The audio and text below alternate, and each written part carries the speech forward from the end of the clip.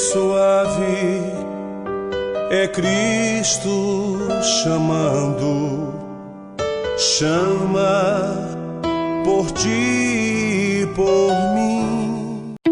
A Real Bus está de volta à estrada. Uma volta responsável e controlada, seguindo todo o protocolo de higiene recomendado pelas autoridades de saúde. Uso obrigatório de máscaras, álcool em gel para todos, higienização completa dos ônibus e renovação do ar a cada minuto durante o trajeto. Se o seu destino for João Pessoa, Campina Grande, São João do Cariri, Serra Branca, Sumé, Monteiro, São José dos Cordeiros ou São Sebastião do Umbuzeiro, conte com a gente. Mesmo em tempos desafiadores, o compromisso da Real Bus é com a sua satisfação.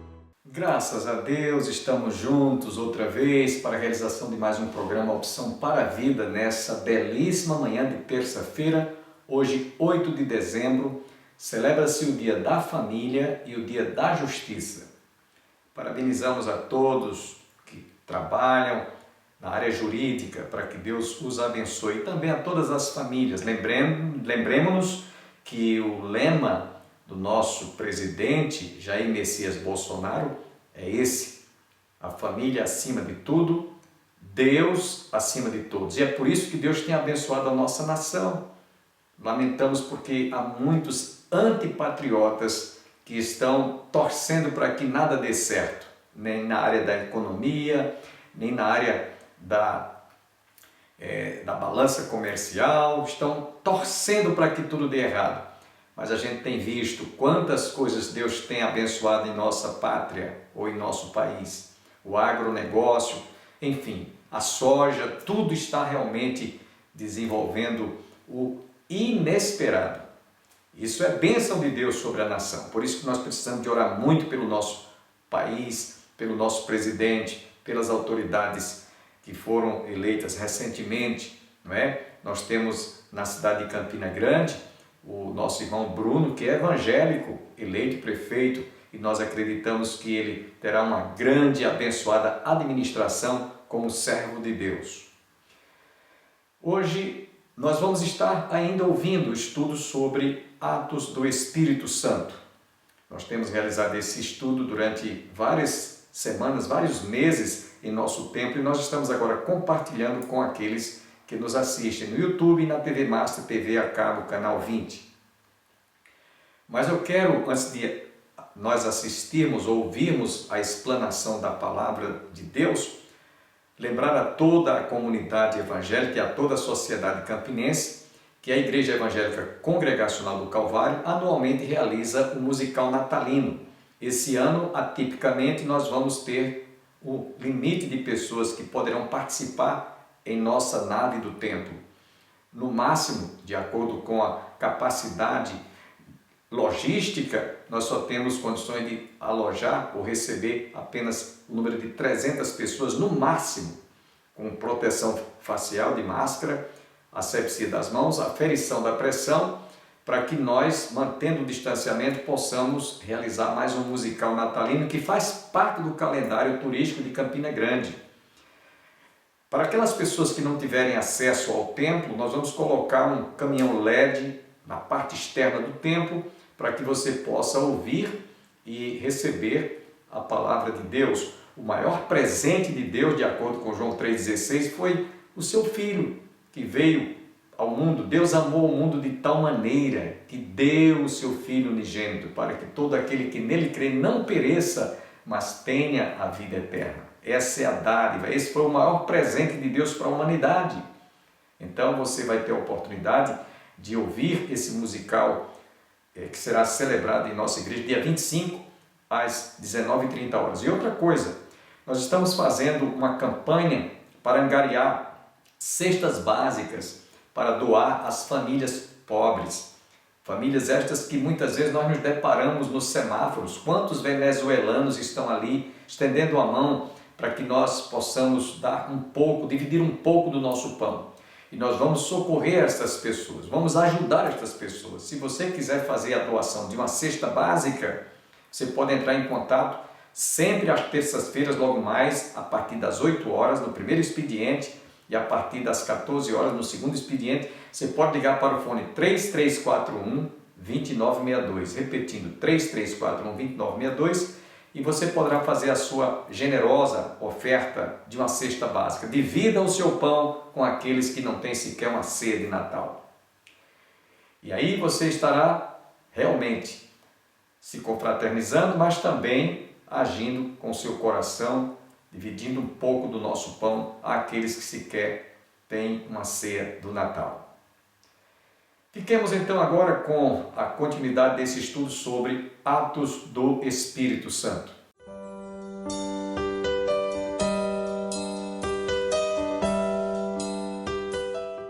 Mas que o Espírito Santo de Deus estava dando força. Exemplo de Paulo, o Ágabo pegou o cinto, colocou no seu sapato e puxou assim e disse: o dono desse cinto, do jeito que eu estou fazendo, farão quando ele estiver em Jerusalém.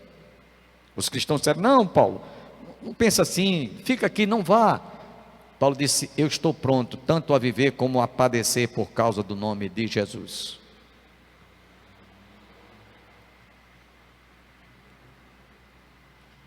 Observe, irmãos, os apóstolos, todos eles, a própria igreja, tinha que estar cheia do Espírito Santo de Deus, não para falar línguas estranhas, não para ter visões, não para ter revelações, não para estar profetizando. E aliás, hoje, diga-se de passagem, há muita gente fazendo profetada por aí. Mas a igreja estava cheia do Espírito Santo para que os cristãos suportassem as lutas, as perseguições, até ameaças de morte, a exemplo de Paulo. Quando Paulo se viu rejeitado pelos judeus, porque a Bíblia diz lá em Atos capítulo 16, verso 17 e 18, que o justo viverá da fé. Primeiro prega aos judeus, depois os gentios, gregos, que são os gentios. E quando Paulo teve fazendo realmente inúmeras, incontáveis vezes o desejo de evangelizar, de conquistá-los para Cristo,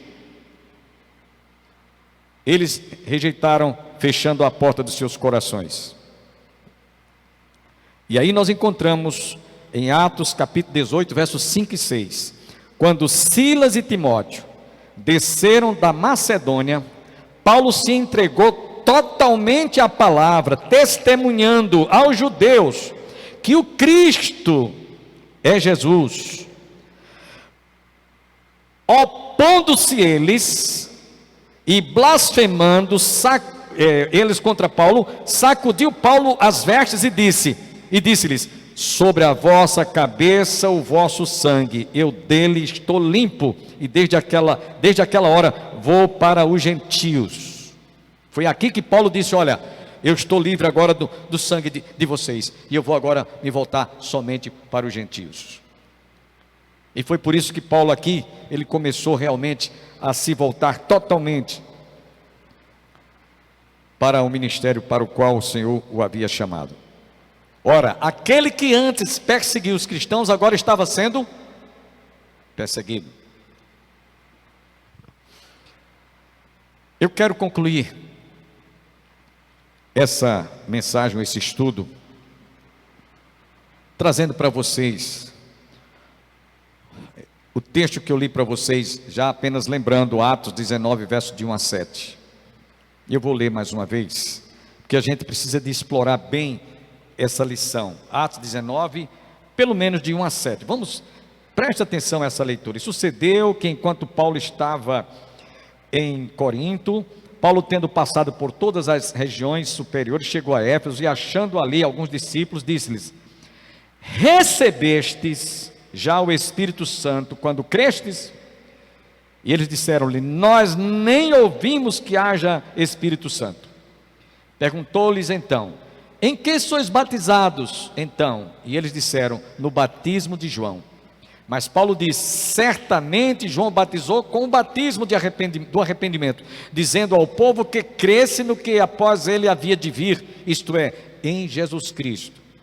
E os que ouviram foram batizados em nome do Senhor Jesus. E impôs-lhes as mãos, veio sobre eles o Espírito Santo, e falavam línguas e profetizavam. Estes eram, ao todo, uns 12 varões.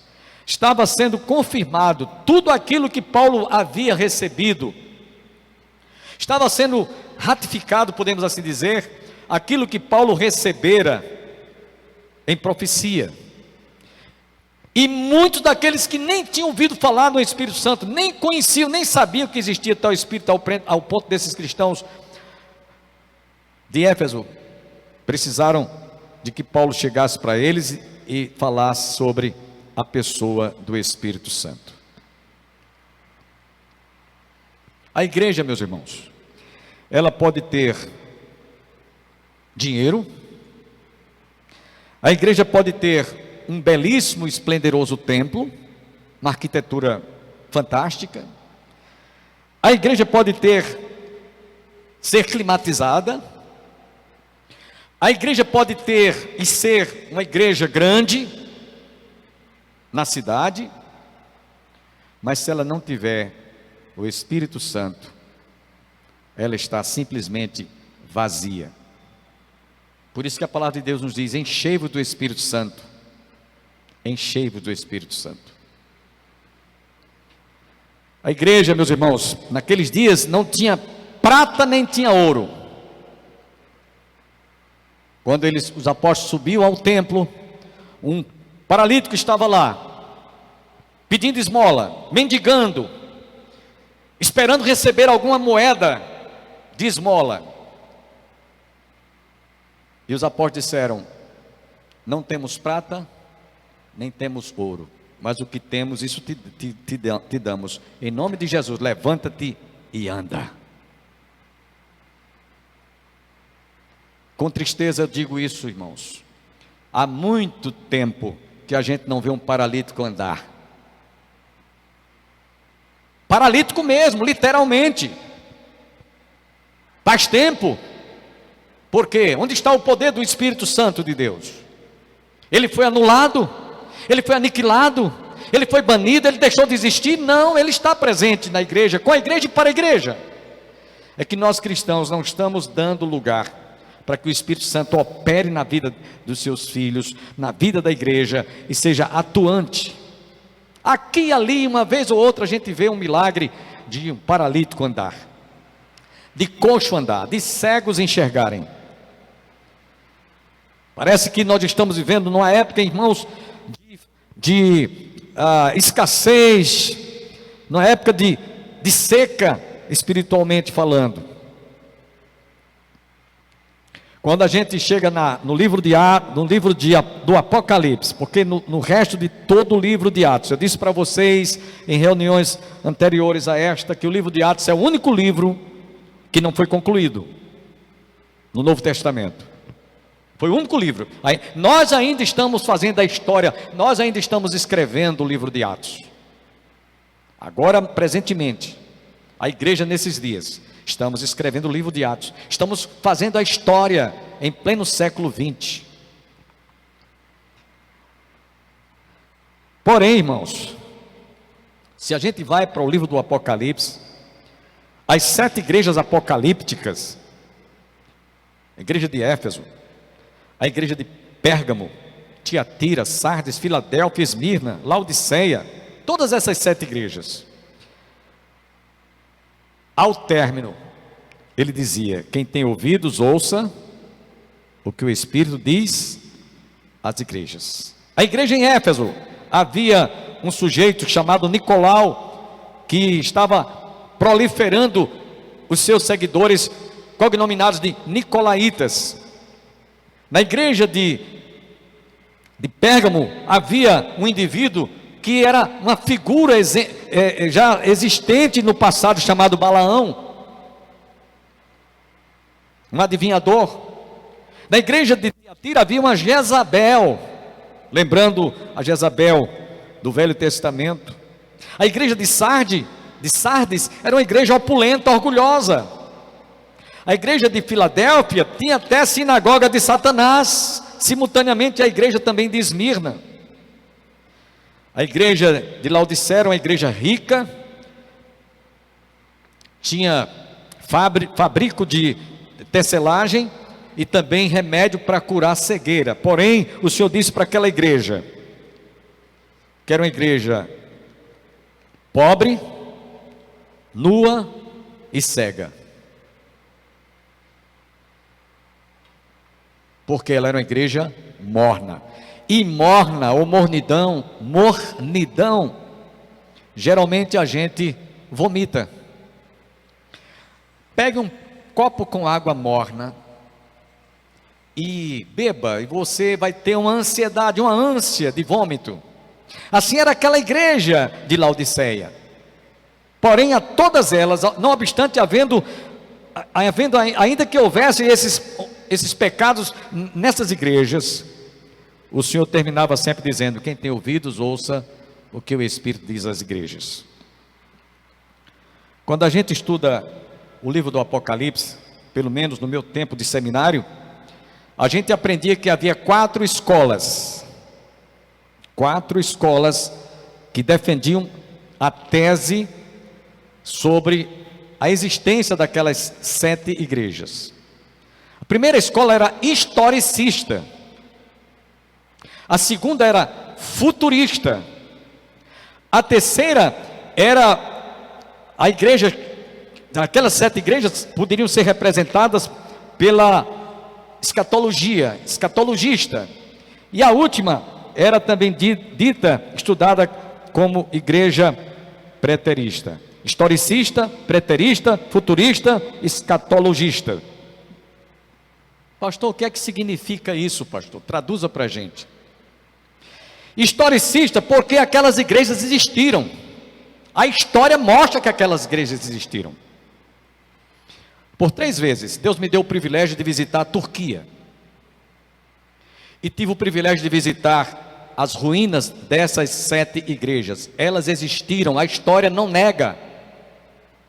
A única igreja que não tem mais vestígio nenhum de construção, nem ruínas, é a igreja de Esmirna.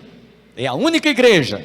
Você imagine você estar em São Paulo, só vendo aqueles arranha-céus.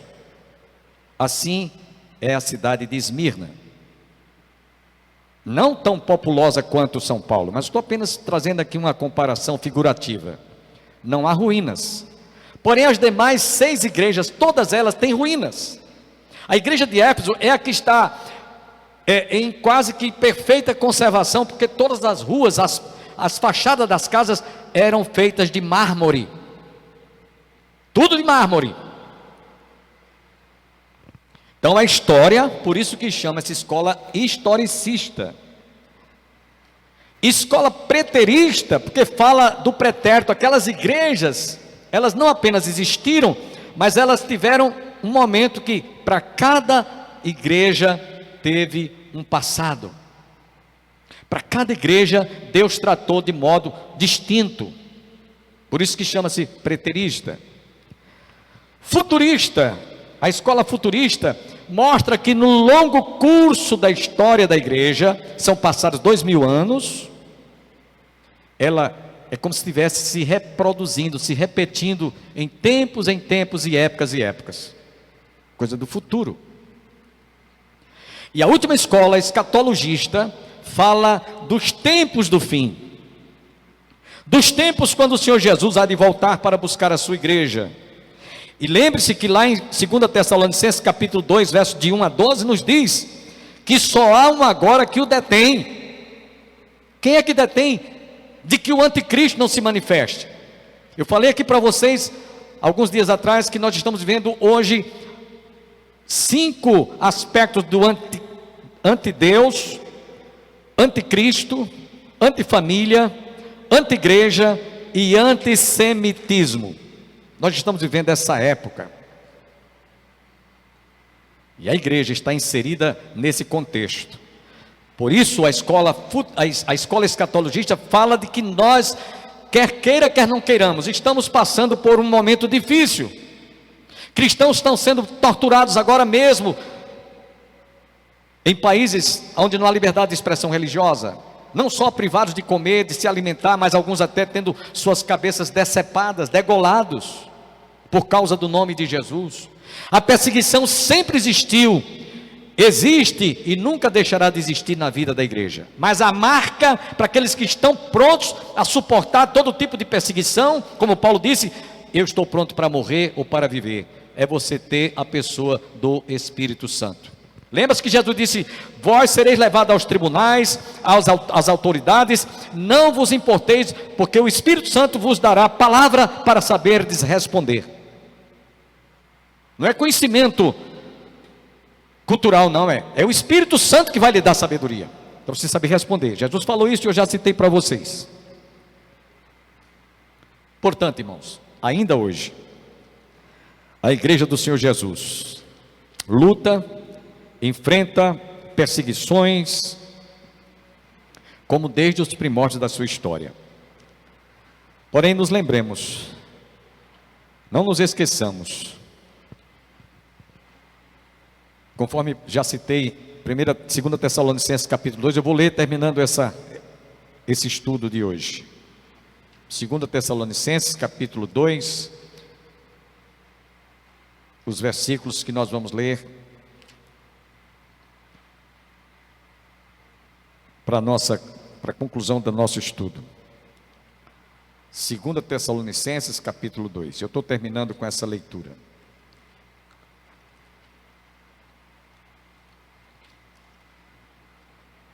Capítulo 2. Ora, irmãos, rogamo-vos pela vinda de nosso Senhor Jesus Cristo e pela nossa reunião com Ele, que não vos movais facilmente do vosso entendimento, nem vos perturbeis, quer por espírito, quer por palavra, quer por epístola, como se o dia de Cristo estivesse já perto. Ninguém de maneira alguma vos engane, porque não será assim, sem que antes venha a apostasia e se manifeste o homem do pecado, o filho da perdição, o qual se opõe e se levanta contra tudo que se chama Deus, ou se adora, de sorte que se assentará como Deus no templo de Deus, querendo parecer Deus. Não vos lembrais de que estas coisas vos dizia quando ainda estava convosco? E agora vós sabeis o que o detém, para que a seu próprio tempo se manifeste. Porque já o mistério da injustiça opera, somente há um que agora resiste até que do meio seja retirado. Quem é esse que está resistindo até que do meio seja retirado? O Espírito Santo, que está com a igreja, na igreja, e veio para a igreja. E ele continua ainda dizendo: porque já o mistério da injustiça opera, somente há um que agora resiste até que do meio seja tirado. E então será revelado o iníquo, a quem o Senhor desfará pelo assopro da sua própria boca e aniquilará pelo esplendor da sua vinda. A esse cuja vinda é segundo a eficácia de Satanás, com todo o poder e sinais e prodígios de mentira, e com todo o engano da injustiça para os que perecem, porque não receberam o amor da verdade para se salvarem. Por isso, Deus lhes enviará a operação do erro, para que acreditem na mentira, para que sejam julgados todos os que não creram a verdade, antes tiveram prazer na iniquidade. Meus irmãos, esse é o momento em que cada um de nós deve fazer uma introspecção, a começar desde que vos fala. Por acaso, algum tipo de perseguição que você esteja sofrendo em casa, com o marido descrente, com a esposa descrente, ou onde você trabalha, ou na faculdade, seja onde for, você tem suportado? Você está pronto a morrer ou a viver, como Paulo disse: estou pronto a morrer e a viver? Se você não estiver nessa condição de estar pronto até a padecer por causa do nome de Jesus, certamente falta-lhe ainda sentir a pessoa do Espírito Santo, ou ser batizado com a virtude do Espírito Santo. Muita gente não crê nisso hoje em nossos dias. Diz: não, só foram nos dias apostólicos, só foi no dia de Pentecostes. Jesus disse: estes sinais seguirão os que creem no meu nome. Estes sinais seguirão. Portanto, meus irmãos, todos nós devemos estar nessa posição. Senhor, eu quero que tu me enchas do teu Espírito. Eu quero estar pronto, eu quero estar preparado para que quando vier a perseguição, quando houver a tribulação sobre a minha vida, sobre a minha família, sobre o meu lar, sobre a igreja, Eu não estou falando de grande tribulação, não. Tribulação como provação.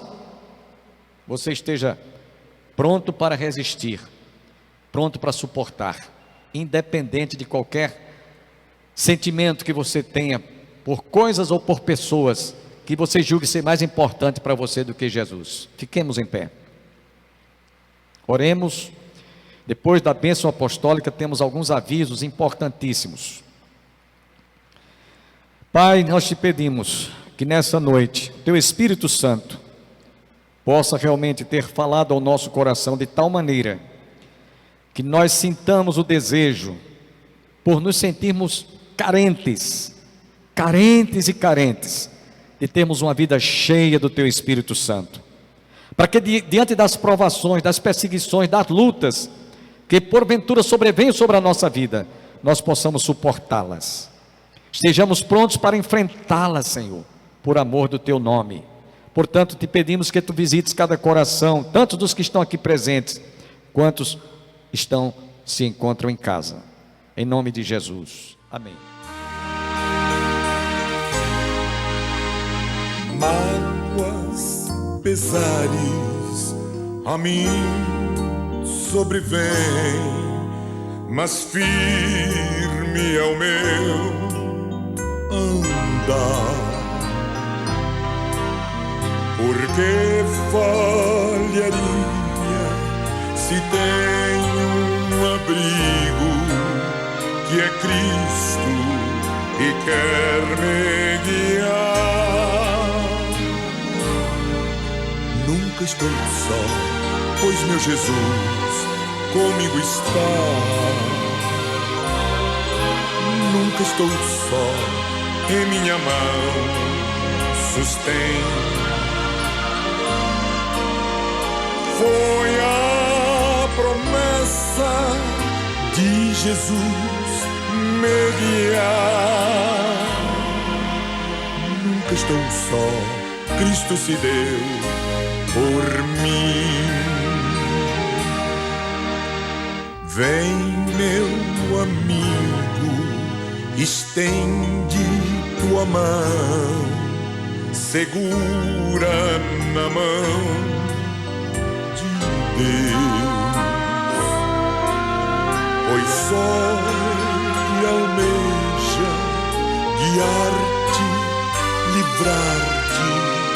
Por isso, meu Cristo morreu. Nunca estou só, pois meu Jesus comigo está. Nunca estou só, em minha mão sustém. Foi a promessa de Jesus me guiar. Nunca estou só, Cristo se deu por mim.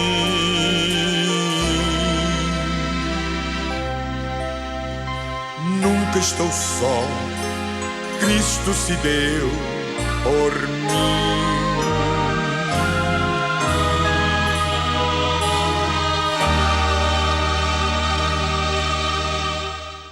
Alguém já disse, como eu tenho repetido aqui, que o livro de Atos dos Apóstolos é o único livro em que nós continuamos escrevendo a sua história. Enquanto a igreja militante estiver aqui nesse mundo, nós estaremos escrevendo a história da igreja. E eu espero que você tenha sido bastante edificado, convidando para que amanhã você esteja conosco outra vez para a realização de mais um programa Opção para a Vida. Que todos fiquem com Deus e até amanhã.